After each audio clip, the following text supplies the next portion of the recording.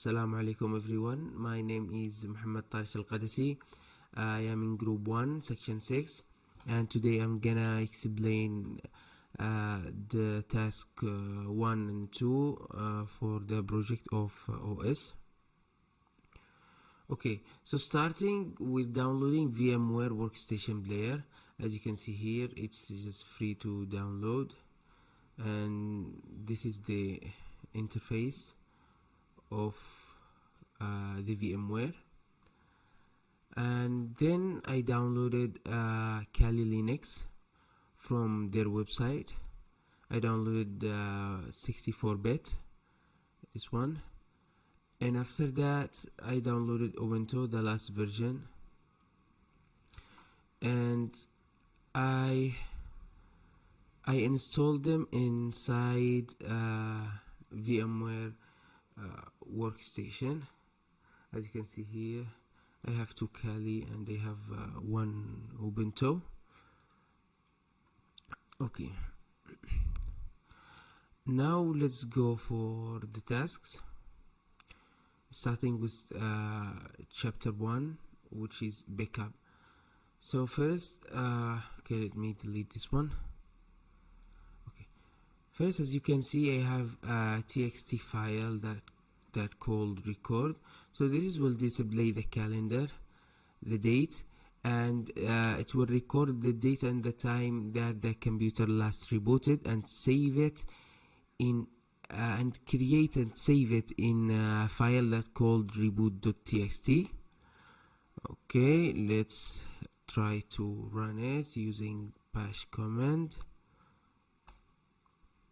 Okay, as you can see, info have been saved into reboot.txt. Okay, you can see here reboot.txt has been created. Okay, let's open it. Okay, and this is the time of last login or rebooted for the system. But this is now let's go to the backup. Okay, let me just show you here the code. So this file is just read only. I have make it as read only for the automated, which I will show you later. Okay, here I set the path for the original file, which is the reboot.txt, so I can make a backup for it. And here I set the path to the backup directory, which I call backup here. As you can see, it's empty right now.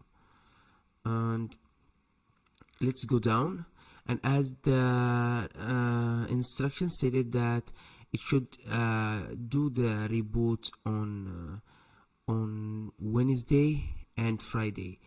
You can see here number 3 and number 5. So in Linux, Monday is equal to 1, Tuesday is equal to 2, Wednesday 3, Thursday 4, Friday 5.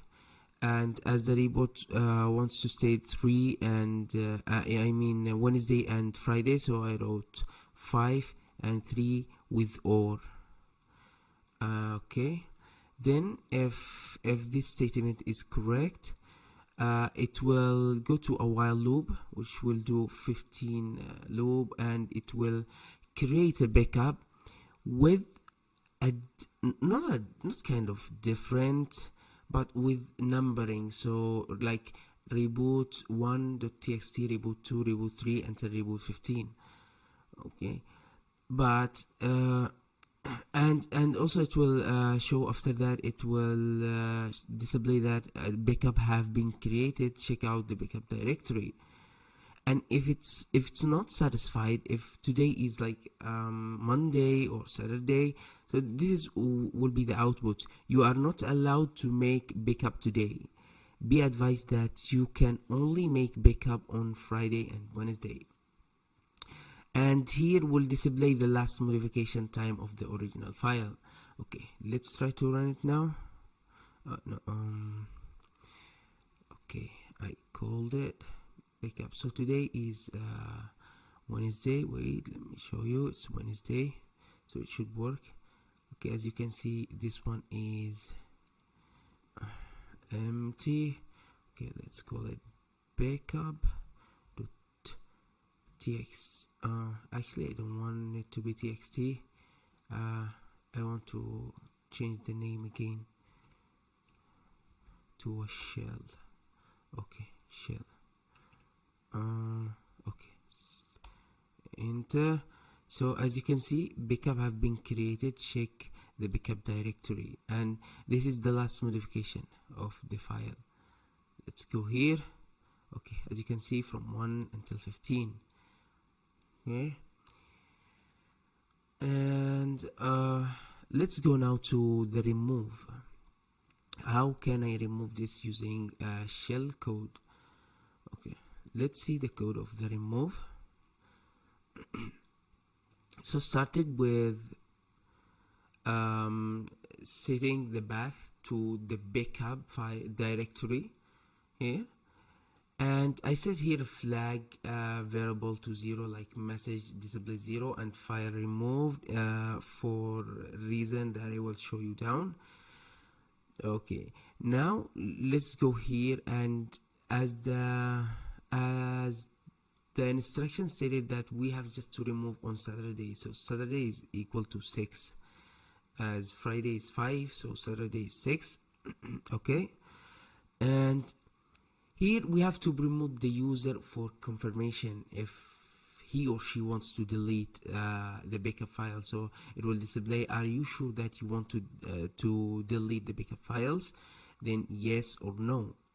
If yes, so it will do a for loop 15 time, and also it will check if the backup file with the specific name exists, so then it will remove it.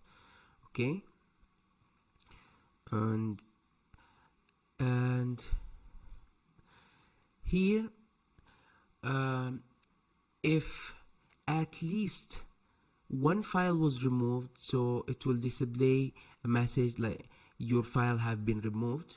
Okay, like sometimes I want to remove and I will not I don't have a backup files. If I don't have a backup files, it will show no files have been removed. And also if I choose no, it will display the same message, which is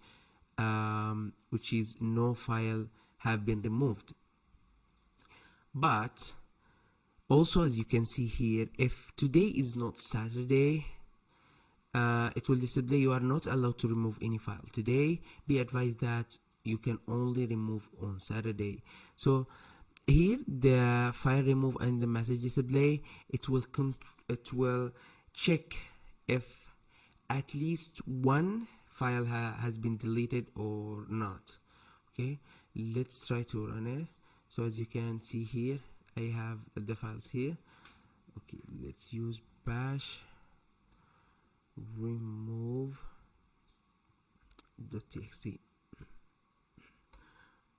okay, so today is Wednesday. You are not allowed to remove any file today. Be advised that it will be on Saturday. So let's change something in the code and try to delete again. Let's change Saturday, which is 6, to 3, which is Wednesday. Okay, save. Let's try to run again. Remove. You see this? Okay, enter. It asks you, are you sure you want to delete? Let's say maybe no, I don't want. So no files have been removed. If I said yes, I want, your files have been removed. Okay, what if I want to remove as well now? Okay, it will ask me. If I said yes, so no file have been removed because I don't have anything to remove here.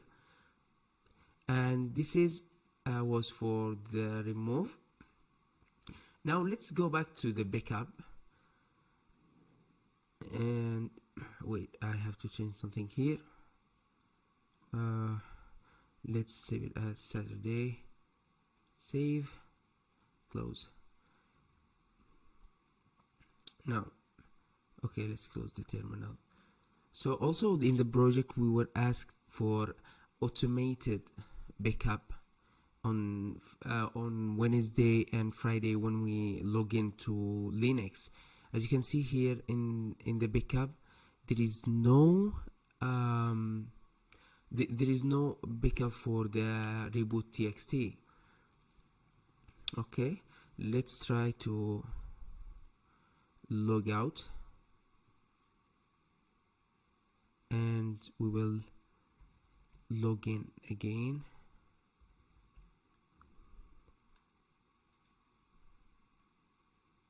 Okay, as you can see, because it's automated, it run the code of the backup automatically. Let me show you how I did this. So I went to Linux here and I type start. So as you can see here, session and startup.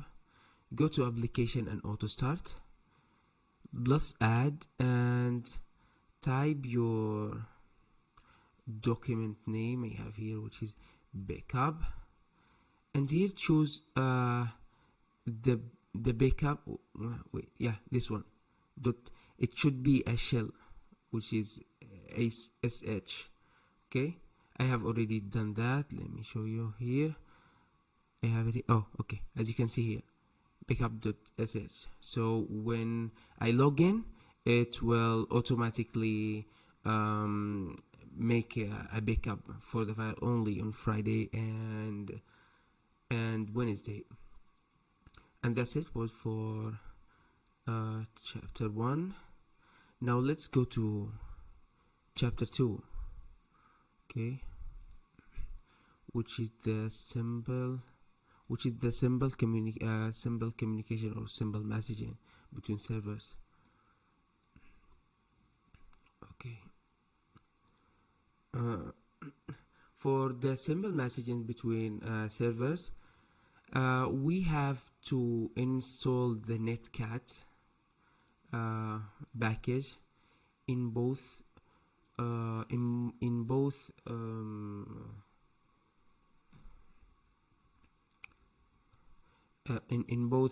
operating systems. So I already did that, and I'm going to do a simple messaging between Kali as a server and Ubuntu as a client. Okay, let's go, and firstly I have to get host name /I want to name /I want to find the server IP. Okay, let's copy it for now, and now let's go for netcat, and create listen and create a port. I will call it 123. Okay, let's click enter. Let's go to Ubuntu. Okay, let me clear this, I don't want it to be messy. And let's also use the netcat package and I'm sorry, I have to use the IP address from Linux, which is the server. Okay, let's copy selection and paste it here. Okay, now I have to type the port number, which is 123, and hit enter. As you can see, I can now type pretty much anything. Let's type hello, enter. Oh, this is not hello, but it's okay. Okay, as you can see here, it appears. Okay, let's reply from Kali. How are you? Yeah, okay, it appears here as well. You can pretty much type as much as you want. I'm good, thanks. Okay, now if I want to close the communication, so I have to go to the server and click Ctrl C for close, and go to Ubuntu as well and click hit Control C. Okay, and it's closed. That was all for the operating system project. Thank you for listening and have a nice day.